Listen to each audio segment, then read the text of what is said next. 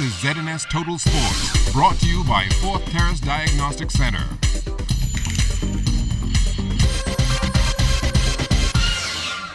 Welcome to sports, everybody. The Bahamas Softball Federation's Round Robin Nationals will get underway 7 o'clock tomorrow night at the Blue Hill Sporting Complex. The ladies champs from Andros, the Exuma Navigators, will take to the field first against the champs from New Providence, the Sigma Wildcats, and the Cats plan to claw their way to another title.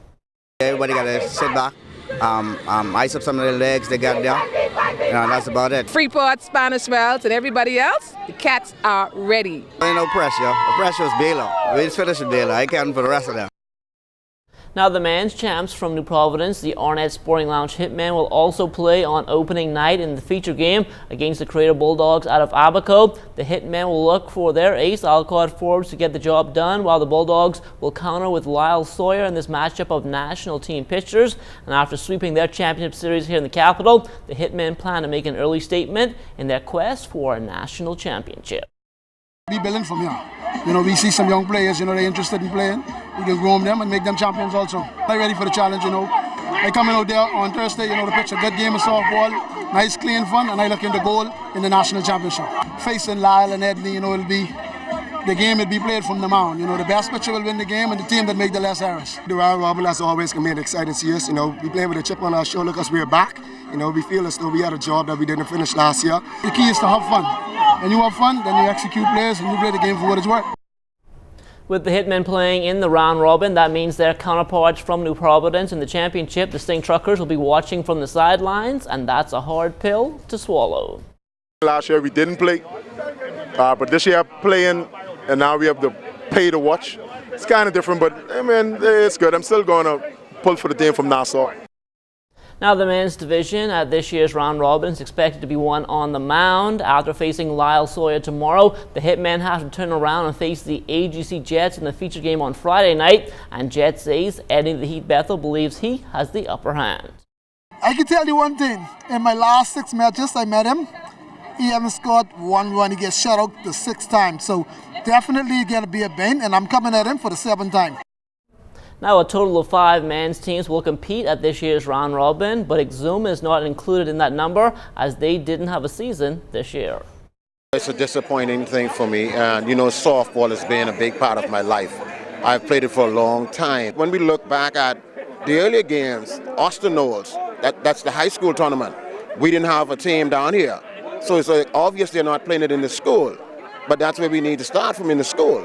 I've done what I could do. I take the horse to the well, but I can't make him drink. The Bahamas Bowling Federation recently held elections, and tonight Kelsey Johnson tells us about the plans the new executive board has on the table. The new slate of officers in the Bahamas Bowling Federation are heading down a new lane, wanting to provide their membership with more playing opportunities. The first of 2 international tournaments is the World Cup. Sonia Johnson and Leonardo Davis are heading to Poland tomorrow and will carry the flag for the Bahamas. We've got quite a few things planned. Of course, we need to start preparing for the national team trials for 2015. But right now we're actually, still assisting with the 2 individuals going away, preparing for that trip, as well as the team that's going to the CAC games next month. As far as our key objectives next year, one of them will be developing a junior bowling program. We've been trying to do that over the previous 2 years, but this year we intend to absolutely make it happen. Now that there are more scholarship opportunities, the new executive board is hoping to attract younger bowlers and close the gap that has been created. Part of the Federation's objective will be to have a junior program that is affordable. So whether it's fully or partially subsidized by the Federation through sponsors to the Federation, we'll see to what extent that is, but it definitely has to be affordable so that all members of society, regardless of income level, can have an opportunity to get involved. We just don't have the pool of young talent yet, but I know the competitors that we bowled against in recent tournaments from, say, Aruba. I know 2 young ladies on their national team are away at university on full scholarships through bowling. So I'm sure Puerto Rico has had some bowlers on scholarship, as well as some of the other countries in the Caribbean that are part of our region that we compete against. So we've seen their skill level.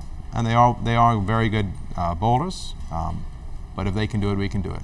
The 2 bowlers we have going away have been bowling for decades. Well, I shouldn't say that. Zane is pretty young, but she's been bowling probably the majority of her life, as well as Leonardo Davis. So it's going to take, it doesn't happen overnight. It probably takes 5 to 10 years of development to get to the level that our national team is at. Both Johnson and Davis will get a final practice in tonight before heading to Poland. They will be working alongside the team that will be heading to the CAC games. Kelsey Johnson, ZNS Total Sports. All right, thanks a lot, Kelsey. Well, there has been a cry for a while now to build a gymnasium in South Andros, and the inclement weather conditions at last weekend's high school basketball classic proved once again why this is a necessity. By the time next year's tournament rolls around, there may be a suitable facility in place, but as Julian Gibson tells us, organizers still face one big issue. Benson, a site has been selected for the construction of a gymnasium in South Andros. It will be constructed in Money Rock subdivision in the Bluff. Now, many persons in Andros believe the gym should be constructed in Camps Bay, right on the side of the South Andros High School. We need to stop focusing on our own agenda and look at the bigger picture, which is the future, which is our kids, because they're the ones coming up. They're the ones going to benefit from it, educational-wise, as well as the community when the tournament. If we have a gym here, then we have more persons here. The local businessmen, the hotel persons, the airline, everybody will be able to benefit from these teams coming in during this time of year. But now everything has dropped because why? We don't have the right facility. But now that we're about to put the right facility on the island, they need to sit down and really think and consider what they're about to do, how they're going to affect the youths, and what's more important. Now, even North Andros head coach Danny Pratt believes the gym should be constructed in Camps Bay. I guess we got to see how it goes, but I mean, I guess let their conscience be their guide. Reporting for ZNS Total Sports, I am Julian Gibson. Thanks a lot, Julian. Week 8 in the NFL over and done with. Kelsey, Julian, and Fisher all going 4-1, while I finished up at 3-2. That means Kelsey still leads with a record of 31-9. I'm now 2 games back at 29-11. Julian sits third at 26-14, while Fisher is fourth at 24-16. Our Week 9 picks will be out tomorrow. And that will do it for sports. Stay tuned. The Bahamas Tonight comes back after the break.